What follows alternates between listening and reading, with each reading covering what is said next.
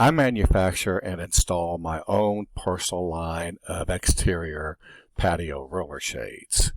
Okay, all of my pricing is posted right here on my website. If you click that, that'll take you to it. I'll actually show you right here. I'll pull it up. It's based on width, quantity, and height. These are 85-inch drops. Okay, these are for 8-foot ceilings. If you need one of them, that's your install price. If you need more than that, your pricing goes down. Okay, each of these accounts for a trip there to measure and a trip back over there to install. So all that profit, or all that, let's say profit, but that expense gets gobbled up when you get to larger quantities. Okay, so there is a cost to just driving over there to measure and come back out to install, and that's incorporated if you just want one. But you get others, and your quantities go down. So if you have a need for a 108-inch or 106-inch or anything from 96 to 108, you would pick this category. If you want two of them, okay, so you need one 108 and say you need another one's 168. It's at $598 plus that $465. That's your sales tax total installed price. These are for 99-inch heights, 10-foot ceilings. The widest I can go is 156-inch. Otherwise, it's too big of a shade. 168 height, the widest I can go is 120 inches. It's actually 118, but I can cut it at 120. And there's your pricing for that. All right, so let's get back over to the post. We'll back up here. I install them by putting these real heavy duty, they're the most heavy duty brackets that Rollies has. You cannot bend them. They're not bendable.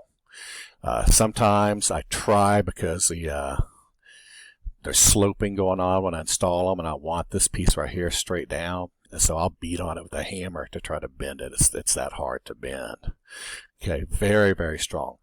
That's a Rollies exterior clutch. Okay, it goes into that bracket, has a stainless steel pull chain on it. You pull that chain down. You see that ball right there? So this chain was pulled down this way, which pulled the shade down. And it hit that ball, and that ball is what stopped it at my set drop. Okay, so my drop, my height.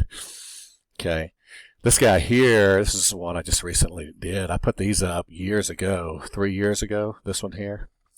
I think you probably got it for privacy over here. I don't know, because that's a West Son.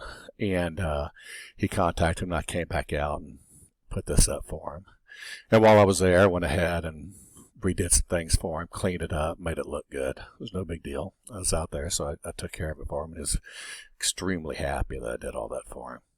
So that right there gives him a nice little patio. That's 97% shade. Check that out. That's a sun right there.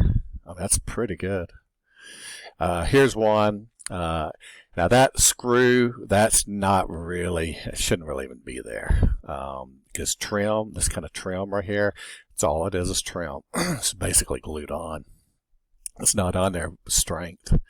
Okay, so it's not meant to hang anything off of it. And I screwed, actually, you can barely see it, but there's screws right there's one there and one on the other side. They're tap conned into that brick. But just as kind of a redundancy, I threw a screw up into that. But that's not holding anything. That's kind of just to keep this thing from moving around any. Okay. These were up in Georgetown, Sun City.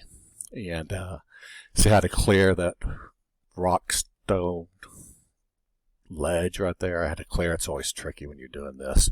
Can't get it too tight. You don't want that rod, that metal bar right there as you're pulling up to hit that thing. It's really important. So it's always very tricky. These are here. They tie off here into the post, this hardy post. That goes over there to the stucco, and this one here went into that rock wall. This guy here, he made this patio enclosure. And kind of as an FYI, folks, if you build a patio enclosure straight up metal like that, it gets hot. Okay, so just always know that. If you're going to do something like this, you really should put an underlay underneath there so heat doesn't come through. Okay, he built these things for privacy. Okay, so which is cool. And then the sun was right here coming at him, so he wanted something to roll up and down for the sun, and that's what my shades are for. So keep in mind about that metal roof. That's a lesson I learned the hard way years ago when I built a gazebo. And it was a beautiful gazebo. and made it all. I didn't put an underlaying. My gut told me to. I just didn't know, and I didn't do it. This is a long time ago, and I still have that property, and it's hot when you get underneath there. It just I don't. So here's one. This is. You can tell I had a clear, see right up there, you can kind of see right there, that's some kind of stucco thing up there, okay, so that's as far as I could go to that. And then I had to clear this right here, the stucco ledge was always a booger, so I always have to figure out these measurements, it's complicated. And she just wanted this for her morning coffee. She sits outside. She wanted to get the sun off of her in the mornings. So I left a good enough opening there so the air can still flow through, and the sun is giving her plenty of shade on the couch there. Okay.